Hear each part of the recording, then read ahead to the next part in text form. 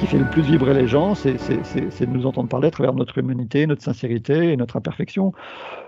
Et c'est ce qui fait que parfois, bon, moi, à mon humble niveau, ben, quelque part, j'en suis fier indirectement, c'est que parfois, des gens comme moi, on n'est pas bien compris, parce que justement, moi, je suis tellement au clair avec mes paradoxes, avec le fait que je suis un humain potentiellement petit, vulnérable, médiocre, voire ténébreux, et en même temps, je suis extrêmement lumineux potentiellement. Et les gens sont parfois déstabilisés, je pense, par ma manière d'être dans ce que je partage, que parfois, bah, je partage des choses très humaines, sur un plan basique, un peu comme toi, tu pourrais être à la fois peut-être très en colère ou peut-être très, très touché, très dépressif par rapport à la souffrance animale et tu aurais raison de l'être. En même temps, quand tu prends de la hauteur, comme on va essayer de le faire par rapport à ce sujet-là, comme par rapport à d'autres, bah, après tu changes de point de vue. Le propre de l'être humain, c'est de changer de point de vue, c'est de changer parfois d'être dans des vibrations plus ou moins hautes, plus ou moins basses. Tu n'as fait qu'exprimer ça depuis le début. On est dans des vagues, des hauts, des bas, et il n'y a rien de plus humain que ça, quoi. Donc d'afficher son humanité dans ses hauts et dans ses bas, c'est ce qui peut parler le plus aux gens. Et moi, j'aime à faire des mises au point régulières sur le fait qu'il y a plein de paradoxes là-dedans et plein de beaux messages. J'ai envie de dire, il ne faut pas confondre le messager avec le message. Parfois, c'est Stéphane Brissy qui transcrit un message qui est potentiellement aussi bien merveilleux pour moi que pour les autres, mais ce n'est pas parce que tout ce qui est dans le texte est d'une lumière qui fait pleurer, et moi le premier, que Stéphane Brissy est ça à 100%. Non. Et les gens sont parfois étonnés, ouais, Stéphane Brissy écrit des textes merveilleux, puis à côté, il y a des choses plus troubles. Bah oui, c'est bienvenu chez les humains, quoi. Ouais. Donc, ça, c'est essentiel de le voir chez les autres, mais c'est essentiel de le voir chez soi et de s'autoriser à ça. Je vais bientôt faire un texte ou une vidéo, d'ailleurs, sur ce que moi j'appelle, je n'hésite pas à mettre des mots un peu forts, justement, pour réveiller, ce que j'appelle la dictature de la congruence. Ouais. C'est-à-dire que, sous prétexte de congruence, je ne dis pas que ce n'est pas une mauvaise intention, c'est une très bonne intention que de vouloir être congruent entre ce qu'on dit, ce qu'on affiche et ce qu'on fait. OK, mais il ne faut pas non plus rentrer dans une pression à outrance qui peut parfois, dans les choses, les détails les plus anodins, nous mettre dans un perfectionnisme trop excessif, et je sais ce que c'est, et en même temps nous mettre dans une forme de culpabilité sous prétexte que ton projet, que ce que tu donnes est lumineux, ça t'obligerait à être lumineux, à être toujours droit, à être toujours debout. Oui. C'est le propre de l'être humain. Et ça, on pourrait aller très loin, mais en 2 mots, c'est un peu tout ce que je raconte dans le premier module. D'où ça vient cet excès de culpabilité, de pression qu'on se met de manière consciente ou inconsciente? C'est toute la société, donc judéo-chrétienne, donc depuis au moins 2 millénaires. Donc c'est toute la société judéo-chrétienne, le bien, le mal, toute la société moderne, la compétition, la comparaison, et puis aussi, comme je l'explique longuement dans le premier module, la pression, voire la dictature, parce que c'est un mot voilà, qui exprime ce que moi j'ai ressenti, et que je ne suis pas le seul, la dictature de la spiritualité actuelle qui nous oblige explicitement ou implicitement à être parfait, à être propre, sous tout rapport, tout le temps. Et justement, les réseaux sociaux, à travers les réseaux sociaux aussi, il y a beaucoup de pression aussi, directe ou indirecte à travers ça. Donc la grande invitation, comme je l'ai dit en premier minute, c'est de se foutre la paix à ce niveau-là, c'est de prendre conscience et il y aurait long à dire aussi qu'il y a beaucoup comme tu l'as vu, de grands enseignants spirituels dont on découvre qu'ils sont des humains, c'est ce qui crée parfois des petits ou des grands scandales. Il y a un auteur que j'aime beaucoup qui s'appelle Jeff Foster qui en parle beaucoup de ça, qui en parlait pas mal à une époque. Donc c'est se mettre à l'aise avec ça. Je donne souvent l'exemple, c'est là où je voulais en venir. Je le donne souvent, peut-être pas dans la formation, parce que ça m'est venu récemment, cette image. Prenons l'exemple des grands acteurs. Moi, je pense souvent à Al Pacino, parce que pour moi, c'est un très bon acteur. Imagine Al Pacino qui monte sur scène quand il faisait du théâtre, parce que j'imagine qu'il en a fait. Avant de monter sur scène, probablement qu'il lui est arrivé, surtout quand il fait, je dirais, une représentation par soir, sur 5 soirs ou 6 soirs par semaine, il est sûrement arrivé avant de monter sur scène de vivre parfois des choses très très difficiles. La perte d'un être cher, une grosse engueulade, peut-être qu'il a fait aussi des choses dont il n'est pas fier, juste avant de monter sur scène, ou 1 heure avant de monter sur scène.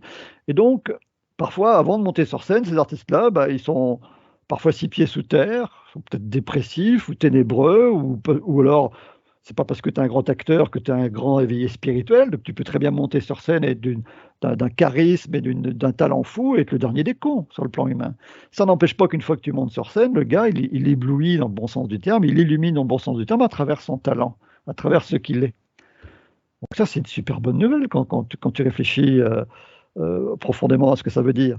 Ça veut dire qu'il n'y a pas besoin d'être parfait pour transmettre ta lumière.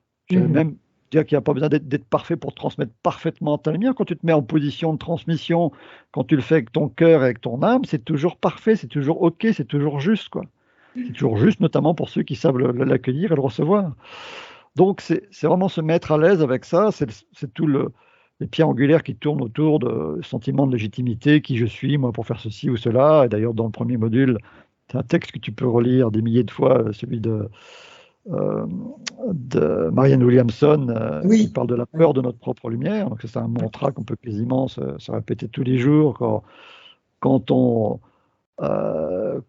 est pris par cette dictature de la congruence. Donc voilà, c'est de se dire qu'une fois que tu montes sur scène, et moi c'est même arrivé à mon niveau, mais je pense que ça arrive à tous les transmetteurs qui transmettent dans le milieu du bien-être et de la spiritualité, ça m'est arrivé plusieurs fois, c'était pas le cas ici avec toi, mais ça m'est arrivé plusieurs fois de commencer une vidéo comme ça, et juste avant de pas être bien du tout pour des milliards de raisons de la vie quotidienne, quoi. Et dès que tu te mets en position de transmettre, comme je le dis, je ne sais pas si je le dis dans le premier ou le deuxième, je ne sais plus si je le dis, une des grandes clés que la vie m'a apprises, à travers notamment la lecture de Conversation avec Dieu, mais que j'ai vraiment vu et vécu, c'est que la très bonne nouvelle de tout ce qu'on raconte depuis le début de ton projet et de la volonté de transmettre, et ce qu'on a dit tout à l'heure, c'est que la très très bonne nouvelle, c'est que tu vas même pouvoir te mettre en position de donner ce qui te manque le plus, quoi. Oui. Ouais. C'est ça qui est génial. Donc, la meilleure façon de recevoir l'amour, la lumière, la paix, la joie qui semble nous manquer parfois atrocement jusqu'à être dans des dépressions graves, c'est se mettre en position de donner cet amour et cette lumière, même si on croit le manquer. Et c'est là qu'on s'aperçoit qu'on est traversé par cet amour et cette lumière. C'est une évidence. Donc, je dirais plutôt que c'est plutôt une grande chance, un grand privilège pour des gens comme toi et moi d'avoir sa plus grande joie qui est dans la transmission. Oui. Parce que c'est pas toujours évident pour tout le monde d'être dans une position de pouvoir donner le meilleur de soi-même quand on n'est pas bien. Et la grande bonne nouvelle dont il faut vraiment se remettre en boucle aussi, j'ai pas besoin d'être parfait, j'ai pas besoin d'être hyper lumineux, là, ici, dans l'instant, pour générer une lumière infinie. C'est une nouvelle pour moi que je trouve extraordinaire. Dans le contexte de dictature et de pression actuelle et de la congruence, c'est une nouvelle sensationnelle. Ça va être quoi révolutionner le monde, je veux dire. Ça, c'est l'idée de se laisser être jusqu'au bout de ces ténèbres. Et surtout quand on a l'honnêteté, la clarté, la lucidité, la bienveillance pour soi-même, on dit, bah voilà, puisque ça nous rattrape toujours, pourquoi le fuir? Pourquoi, avec les préceptes spirituels classiques, vous voyez, la dictature, la pensée positive, oui, faut que je fasse fuir ça, je le fuis, je sais plus quel terme, je le rejette, je ne l'accueille pas, mais non, mais ça nous rattrape toujours, quoi. Donc, puisque ça nous rattrape toujours, autant rentrer à fond dedans, quoi. Et parce qu'on va rentrer à fond dedans, c'est comme si tu ouvrais la porte, comme si le diable lui-même sonnait à ta porte, on dit, bah, tu peux rentrer. D'ailleurs, c'est ce que je dis souvent, moi, parce que là aussi, c'est tout un autre thème pour finir. Quand certains se prennent la tête dans ceux qui viennent me voir, par rapport aussi bien à ceux qui qu'est-ce qu'on canalise, qu'est-ce qui vient nous guider, ou même dans le tambour chamanique, quand on rentre dans des transes, la peur des forces obscures, etc. etc. Moi, je rigole, en deux mots, comment te dire ça, puisque j'ai eu la chance d'être passé par tellement de sphères, de rencontrer tellement de gens là-dessus qui m'ont appris, la vie et les gens que j'ai rencontrés m'ont appris que le diable mourra de mon indifférence. Et même au-delà de ça, soit il va mourir de mon indifférence, soit il va être illuminé par mon amour. Et les deux à la fois, pourquoi pas. Donc, comme je dis souvent, moi, comme un exorcisme a dit, il dit le diable serait là au milieu de mon salon, qu'il n'a strictement rien à foutre, quoi. Donc, c'est à un moment donné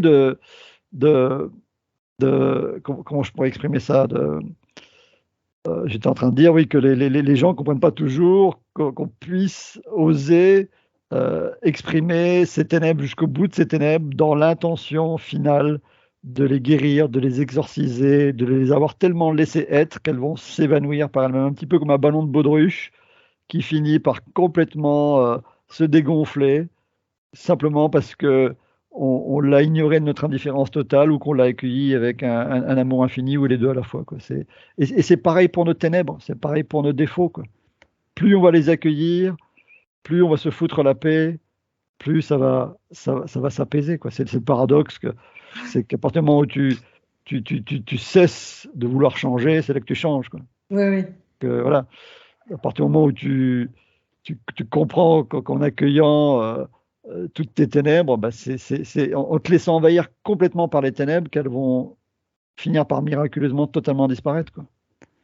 Et on danse avec ça. Quand ça revient, bien, bah, on refait la même danse. C'est vraiment la danse de la vie, c'est se foutre la paix, c'est de se laisser être dans cette danse, quoi. On peut atteindre les plus grands sommets de la conscience, de l'illumination, de la grâce, de l'extase et du miracle, et puis de redescendre dans les flammes de l'enfer. Mais la bonne nouvelle, c'est la puissance de l'intention, c'est le miracle de l'intention. Et la bonne nouvelle pour des gens comme toi et comme moi, c'est qu'on a la chance de se mettre en position de transmettre régulièrement, quoi. Donc, j'ai envie de dire, on pourrait dire intellectuellement, oui, quand ça va mal, bah, je vais pas avoir de patients, mais non, quand ça va mal, c'est le meilleur moment de recevoir des patients, quoi. C'est la pression qu'on se met, ça, toi. Oui. C'est la dictature de la congruence, mais je comprends. L'essence de ça, tu peux l'accueillir avec bienveillance, tu peux accueillir cette pression avec bienveillance, qu'au cœur de cette pression qu'on se met, c'est la volonté idéale d'être congruent, d'être un soleil d'amour parfait. Mais donc c'est pas mal que de vouloir être un soleil d'amour parfait. C'est le summum de notre évolution un jour, qu'on soit un soleil d'amour parfait. Mais pour l'instant, on est des êtres humains incarnés, on n'est pas parfait du tout. Donc, foutons-nous la paix avec ça, quoi. Mais de voir que se foutre la paix, ça va jusqu'à accueillir, oui, la beauté de l'intention sous-jacente à la pression qu'on se met. Oui, c'est beau, c'est merveilleux que de vouloir être dans la congruence absolue. Mais on peut se foutre la paix aussi à côté de ça, de danser avec cette intention qui est très belle, mais aussi de laisser, d'accueillir d'autres intentions qui est de savoir que tu peux être au cœur des ténèbres et transmettre la plus grande des lumières. C'est un paradoxe que les spiritualités contemporaines ne comprennent pas, ou très peu, ou quasiment jamais. Il faut inviter les gens à tous ces paradoxes. Et justement, moi, ce que je tente de faire à mon humble niveau, c'est ça, quoi. C'est de voir, d'ailleurs, la physique quantique, comme j'en parle souvent, nous l'apprend. La science des plus hauts niveaux nous apprend qu'une chose peut être fausse et vraie à la fois, et son contraire, quoi. Ça peut cohabiter. Et des livres comme Conversation avec Dieu te disent constamment il parle de divine dichotomie, de divin paradoxe. C'est au cœur des paradoxes que, de mon point de vue, situent les plus grandes vérités transcendantales. Donc, c'est dans le mariage des opposés et des contraires, quoi. Donc, c'est pas du tout ni bien ni mal, et c'est miraculeusement paradoxal que de pouvoir donner une splendeur de la lumière qu'on croit désespérément ne pas avoir dans l'instant. Mais qu'est-ce que c'est comme une bonne nouvelle, ça? C'est l'une des plus grandes bonnes nouvelles de toute l'histoire de l'humanité que de pouvoir donner à l'infini ce qu'on croit ne pas avoir à l'infini, quoi. Genre, tu as le droit d'être 6 pieds sous terre en enfer et de rentrer sur scène. Et de rentrer sur scène, c'est quand tu vas être face à quelqu'un et tu auras l'intention de donner le meilleur de toi-même. Et là, instantanément, c'est ce que je dis, je ne sais plus dans quel module, le premier ou le deuxième, que quand on dit qu'on peut donner que ce qu'on est, que ce qu'on a, voilà, moi, ça me fait rire. En même temps, ça dépend comment on prend la phrase. Il y a une question vertigineuse de la non-dualité, parce qu'elle a parfois des questions intéressantes, c'est qui suis-je? Donc, comme je le dis dans le module, si on se met en position de transmettre en conscience, même si ça passe à travers une intention d'une seconde, avant de transmettre, si en conscience, tu transmets depuis l'espace de ton infinité, de ton éternité, de ton potentiel de lumière infinie, c'est depuis cet espace-là que tu vas transmettre. Et tu vas te laisser traverser par ça. Et quel bonheur que de se shooter à la grâce et à l'amour, à la lumière qui te traverse, quoi. Moi, je suis en train de prendre mon pied avec toi aujourd'hui, toi. Donc là, quelle joie de faire ce métier, que de transmettre des choses aussi belles, et d'être nourri en même temps que tu les transmets, quoi. Oui, c'est ça. Et quelle bonne nouvelle que de ne pas avoir besoin d'être centré, juste et parfait avant de le faire. Quelle bonne nouvelle!